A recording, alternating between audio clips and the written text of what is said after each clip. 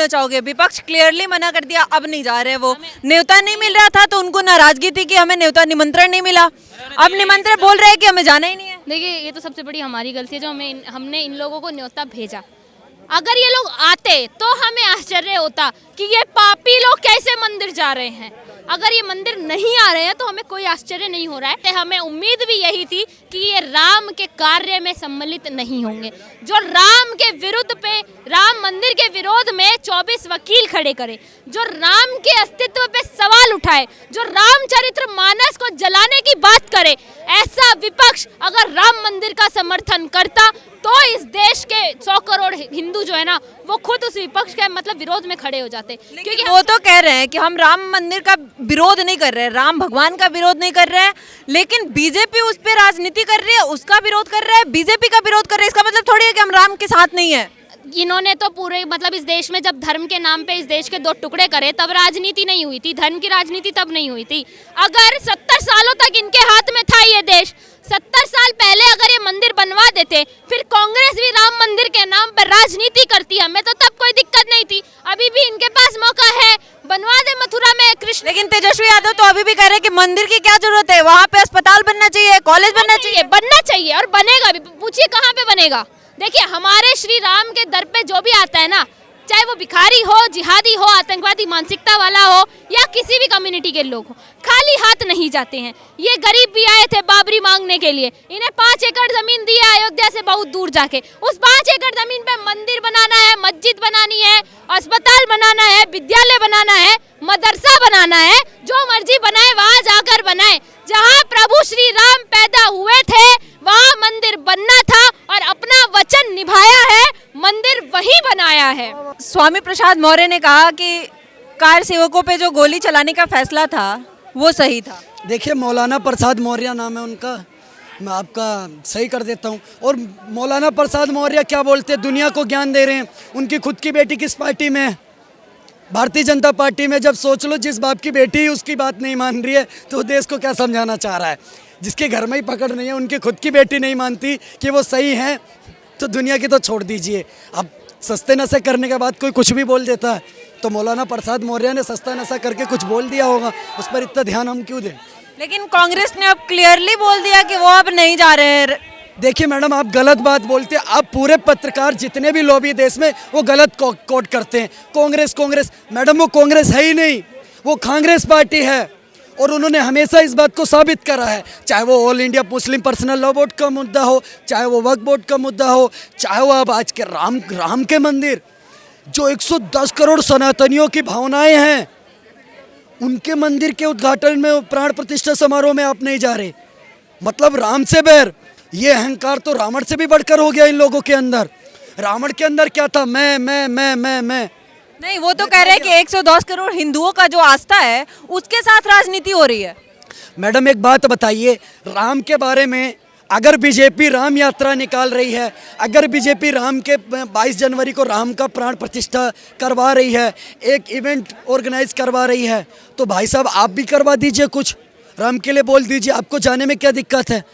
मतलब ये तो वो बात हो गई ना कि शादी आज है, हम जाएंगे 1-2 साल बाद, जब बच्चा होगा तब देखेंगे। कैसी बातें कर रहे हैं लोग। पूरी कांग्रेस पार्टी ये सिर्फ और सिर्फ इफ्तार पार्टियों में पहुंचते हैं। राहुल गांधी देखोगे आप, इफ्तार पार्टी में सबसे पहली रो में खड़े नजर आएंगे। उनके पीछे नीतीश चाचा, उसके पीछे रम्मा रम्मा बुम्बा बुम्बा हम्बा हम्बा करते हुए नजर आएंगी ममता बनर्जी, जो कि आजकल बहुत बोल रही हैं। आपको सनातन का सा नहीं पता है और आप सनातन पर ज्ञान दे रहे हो। आप एक बात बताइए, इस देश के अंदर प्रधानमंत्री जी के नेतृत्व में सीए और एनआरसी में क्या मांगा गया था? एक कागज दिखाने को बोला गया था, तो सड़कों पर बैठ गए। और हमारे राम से क्या कह रहे, सबूत दो कहाँ पैदा हुए हैं। तुमसे एक कागज मांग लिया तो सड़कों पर आ गए। हमारे रामलला मंदिर का हमने सबूत दिया, 265 ऐसे सबूत मिले हैं एएसआई के सर्वे में, जो कि चीख चीख के चिल्लाते हैं कि भाई साहब वहाँ पर मंदिर था। लेकिन आरजेडी के नेता कह रहे हैं कि ये तो मंदिर एक शोषण का केंद्र है। मैडम एक बात बताइए, आरजेडी के नेता क्या कह रहे हैं? आप एक बात बताइए, शोषण कहाँ हो रहा है? आपने देखा मदरसों में हो रहा है। हमारे मुस्लिम भाइयों को, जिनको डॉक्टर बनना चाहिए, जिनको इंजीनियर बनना चाहिए, जिनको साइंटिस्ट बनना चाहिए, उनको मौलवी बना रहे हैं। तो वैसे तो कह रहे हैं कि उनका फंड नहीं, गलत है पत्रकार महोदया। क्या इस देश में नागरिक में जो बच्चे पैदा हुए उनका फंडामेंटल राइट्स नहीं है कि वो डॉक्टर बने, इंजीनियर बने और आगे चल करके साइंटिस्ट बने? मदरसे में क्या बनेंगे? वो मौलवी बनेंगे। किस काम में आएंगे देश के, बताइए? मौलवी इस देश के किसी काम में आएंगे? पहले आप ये बताइए। नहीं आएंगे ना, तो फिर फंडामेंटल राइट्स आप छीन रहे हो।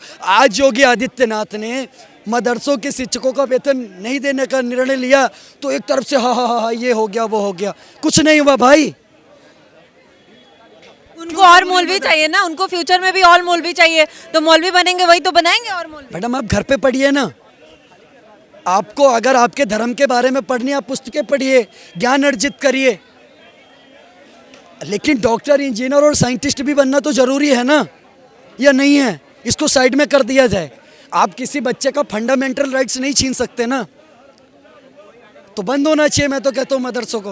वो तो अभी ओवैसी तो अभी भी युवाओं को जगा रहे हैं कि मस्जिद बचाओ वरना सारा तोड़ देंगे ये। मैडम एक बात बताइए पत्रकार महोदया, ओवैसी जैसा व्यक्ति जो 54 साल के हो गए अपने नाप का पजामा नहीं बना पाए, वो मस्जिद बनाने की बात करते हैं। ये लोग बात करते हैं मस्जिद बनाने की। अकरुद्दीन, बकरुद्दीन, ओवैसी, शफीकुर रहमान, मौलाना प्रसाद मौर्य, ये क्या बोल रहे? क्यों इतना ध्यान देते हैं हम इनकी बातों में? चलिए आप अपना बता दीजिए। मैं कहता हूँ सुनिए, जिसके माई के लाल में दम हो, जिसकी मां ने दूध पिलाया हो, उत्तर प्रदेश में जाकर राम मंदिर की एक ईंट हिला के दिखा दे। ऐसे बुलडोजर, आपने वो गाना सुना है, बहुत हिट है इस टाइम, घुस जाला बिल में सांप बिच्छू गोचर चलेला जब चाप के बाबा के बुलडोजर। ऐसा चाप के बुलडोजर चलेगा, आने वाली 7 नस्लें शर्मिंदा हो जाएंगी। अच्छा आप अपना प्लान बता दीजिए, 22 जनवरी को आप क्या करने वाले हैं, कैसे सेलिब्रेट करने वाले हैं, कैसे याद रखने? घर में दिवाली मनेगी, देश में दिवाली मनेगी, प्राण प्रतिष्ठा में पहुंचेंगे, वहां पर जो सेवा मिलेगी करेंगे, जो राम का नहीं वो किसी काम का नहीं।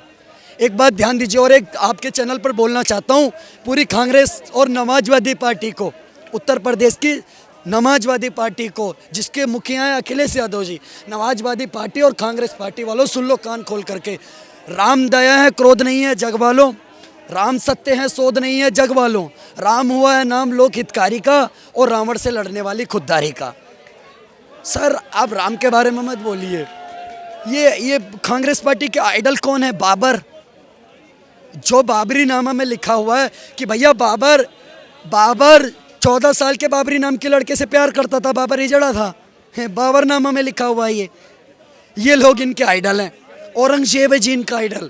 अच्छा आपको क्या लगता है 22 जनवरी को नेशनल हॉलीडे अनाउंस करना चाहिए? बिल्कुल करना चाहिए। मुझे जिस उत्तर प्रदेश में देखिए स्कूल कॉलेज बंद हैं, शराब की दुकानें भी बंद। बिल्कुल बहुत सारे काम कर रहे हैं। पूरे भारत के अंदर छुट्टी होनी चाहिए और एक दिवाली मननी चाहिए। मैं ये आशा करता हूँ सरकार से। 22 जनवरी आ गया, वर्षों का सबका जो इंतजार था खत्म ही होने वाला है। क्या महसूस कर रहे हो? विपक्ष को अगर देखो तो विपक्ष तो बहुत ही बयानबाजी कर ही रहे, उनके निगेटिविटी को देखते हुए क्या बोलना चाहोगे, और खुद का अपना तुम क्या करने वाले हो 22 जनवरी को बताओ। देखिए विपक्ष को लेके, चिरकुटों को लेके सबसे पहले बात तो ये आपको कहना चाहता हूँ कि आपने एक कहावत सुनी होगी, हाथी चले बाजार में कुत्ते भौंके, हाथी कुत्ते पीछे भौंकते रहते हैं, वो उनका कार्य है। ये इसको हम एक तरफ रखें। सबसे बड़ा हमारे जीवन का अब तक का सबसे बड़ा दीपोत्सव हम मनाने जा रहे हैं हमारे रामलला के प्राण प्रतिष्ठा में, और जो भारतवर्ष में ही नहीं संपूर्ण विश्व में जो खुशियाँ मनाई जाएगी, ये सब देखने योग्य 22 तारीख को ही आपको मिलेंगी। हम इसको शब्दों से बयान नहीं कर सकते।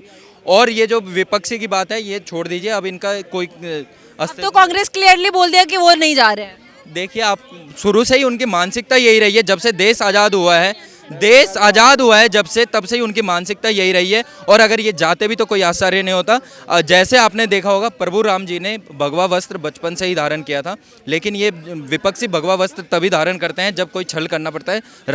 जब रावण ने भी भगवा वस्त्र धारण किया था तब छल ही किया था। पर आप क्या बोलना चाहोगे, क्या है 22 जनवरी का आपका प्लान? पहले आप अपना। 22 जनवरी 500 साल की दिवाली है। 500 साल में एक बार दिवाली आई है, वैसी दिवाली आई है, और दिया जलाएंगे, जो अच्छा हो सके वो करेंगे। कोशिश है कि अयोध्या जाए, मगर मोदी जी ने बोला है कि भीड़ भाड़ हो ज़्यादा है वहाँ पे, तो माननी है मोदी। मोदी जी की बात मत ही, अगर वो हमारे देश के में हम सबसे प्रथम नागरिक, वैसे राष्ट्रपति होते हैं और प्रधानमंत्री है, तो उन्होंने बोला है कि आपको दिया जलाना है, तो आपको दिया जलाना है। एक मैसेज आ रहा है पूरे देश में कि अब एकत्रित है, सब हिंदू जाग रहा है, ठीक। तो एक दिया जलाना एक तरह से आशा की दिया है मैम, ये कि हिंदू जाग रहा है, 500 साल का इंतज़ार था मैम, छोटा इंतज़ार नहीं था। मैं बोलते बोलते भावुक भी हो सकता हूँ, आंसू भी आ सकते हैं मेरे, क्योंकि 500 साल मैम कम समय नहीं होता। अगर कोई सा भी केस भी लड़ा जाता है ना 10-12 साल में हद मारे ख़त्म हो जाता है। 500 साल तक इंतजार करा रामलला ने, उसके बाद उनको मिला है मैम मंदिर। लेकिन विपक्ष इतना क्यों तरह तरह के बयान दे रहे हैं? विपक्ष को मतलब क्या लग रहा है, राम भगवान से कुछ प्रॉब्लम दिख रहा है, या मतलब वो बीजेपी के अगेंस्ट बोलने के लिए कुछ भी बोल रहे हैं? मैम देखो, वो तो उनकी मानसिकता है। पहले जैसे त्रेता युग में, सतयुग में असुरों को आमंत्रित नहीं किया जाता था यज्ञ के लिए, मगर वो खुद आते थे, तांडव मचाते थे असुर। अब बुलाया भी जा रहा है तो भी नहीं आ रहे हैं।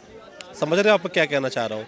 अब असुरों को बुलाया भी जा रहा है तो भी नहीं आ लेकिन रहा। अशोक गहलोत कह रहे हैं कि हम जाएंगे प्रभु राम के यहाँ तो जाएंगे ही, लेकिन बीजेपी के कहने पे थोड़ी जाएंगे। हमें जब जाना होगा, हमारी जब श्रद्धा होगी तो जाएंगे। मैम उनको जब जाना है जाए, मगर ये ना बोले ना कि उनकी जैसे पार्टी जो इंडिया अलायंस में उन्होंने जितनी जो सपोर्टिंग पार्टी है जो राम के अगेंस्ट में बोल रहे हैं, हिंदू धर्म के अगेंस्ट में बोल रहे हैं, उस चीज़ को भी तो माने ना। वो सिर्फ ये बोल देंगे हम जब मर्जी जाए। तो इतने 70 साल से आप लोग कहाँ थे? आप 70 साल में राम मंदिर बनाते, अभी काशी का बचा हुआ है, मथुरा का बचा हुआ है, वो बना दे जाके। इनके पास तो बहुत सारी अपॉर्चुनिटी है। 7,000 से ज़्यादा मंदिर तोड़े गए थे मैम, मुगल काल में 7,000 से ज़्यादा मंदिर तोड़े गए थे। अगर एक एक करके हिसाब करेंगे तो मैम इनकी पुश्तें ख़त्म हो जाएंगी, हिसाब ख़त्म नहीं होगा। इलेक्शन भी काफी पास है और राम मंदिर का उद्घाटन भी चल ही रहा है, राम जी का प्राण प्रतिष्ठा भी होना ही है, और विपक्ष में इतनी सारी चीजें चल रही है। वो बोल रहे हैं कि राम का प्रचार प्रसार सबसे ज्यादा हो रहा है, तो क्या इसको लगेगा नहीं कि ये मतलब इलेक्शन के लिए ही हो रहा है, बीजेपी का राजनीति एजेंडा है? तो इसमें क्या गलत लग रहा है आपको? मैडम सबसे पहले तो सभी को 22 जनवरी की पहले से एडवांस में हार्दिक शुभकामनाएं, क्योंकि एक ऐसी तिथि है जो लगभग 550 साल के बाद आई है और आगे हजारों साल तक अभी आने की कोई उम्मीद नहीं है, क्योंकि भगवान प्रभु श्री राम की प्राण प्रतिष्ठा होनी है। इसलिए हमारी इतिहास की इकलौती ऐसी तारीख होगी 22 जनवरी कि जो हमारे देश के लिए हर साल एक बड़े पर्व के तौर पर मनाया जाना चाहिए। आ जाइए विपक्ष की बात। हमारा देश 1947 में आज़ाद हुआ, 1950 में सरकार का गठन हुआ, बराबर कांग्रेस के शासन में हाथ में शासन रहा। उस समय भी राम मंदिर के लिए मुद्दा उठता था, तंबू में श्री राम पूजे जाते थे। आप सरकार में थे, आप फैसला ले लेते। जिस पार्टी की कोई सीट नहीं थी देश में, जनसंघ जिसे बोलते थे पहले, आज बदला हुआ स्वरूप भारतीय जनता पार्टी है, पहले जनसंघ हुआ करता था।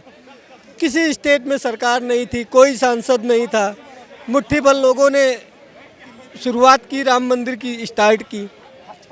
धीरे धीरे उसका असर आया कि 2 सीटें उनकी आई हिंदुस्तान में। इसके बाद उन्होंने लड़ाई और तेज कर दी। आपने हर मुद्दे, हर मतलब कदम पर उनका दमन करना चाहा। आपने जितना दमन करना चाहा उतना वो उभर के आगे आते रहे। आज नौबत ये है कि जहाँ से उन्होंने स्टार्टिंग की थी, आज वहाँ वो खड़े हैं। जहाँ वो होते थे, आज स्ट्रगल करने वाले खड़े हैं। तो जब बीजेपी ने सारी ज़िंदगी लड़ाई लड़ी राम मंदिर की, अटल बिहारी वाजपेयी, मुरली मनोहर जोशी जी, आडवाणी जी, मोदी जी, तमाम सारे नेता जेल गए। किस लिए गए? राम मंदिर के लिए। अरे तो कोर्ट का फैसला है। मैं कोर्ट के फैसले पे बाद में आ रहा हूँ। लड़ाई किसने लड़ी? राम मंदिर के लिए बीजेपी ने लड़ी, आरएसएस ने लड़ी, विश्व हिंदू परिषद ने लड़ी, बजरंग दल ने लड़ी। और वो काला दिन हमारे इतिहास का, जिस दिन अयोध्या में गोलीकांड हुआ था, मैं वहाँ मौजूद था। 13 साल की मेरी उम्र थी। हम 4 भाई थे, चारों भाई वहाँ थे। हमारे बड़े भाई साहब जिला संयोजक थे आरएसएस के उस समय में। सर, अब राम जी का प्राण प्रतिष्ठा होने जा रहा है, अब आपको कैसा महसूस हो रहा है? वो दिन भी आप देखे और आज का भी। मैंने आपसे एक बात कही कि 22 जनवरी न सदी में अभी तक आई थी, न आगे दोबारा आएगी। ये वो पल है जिसको हम जितने अच्छे से, जितने साफ मन से, जितनी श्रद्धा पूर्वक मना ले, तो उससे बड़ा कुछ भी नहीं है। आप दिवाली भी हर साल में एक बार आ जाएगी, होली भी आ जाएगी, बसंत पंचमी, नाग पंचमी, रक्षाबंधन, भाई दूज, नया साल, सब कुछ आ जाएगा। लेकिन 22 जनवरी प्राण प्रतिष्ठा का दिन अब दोबारा नहीं आएगा।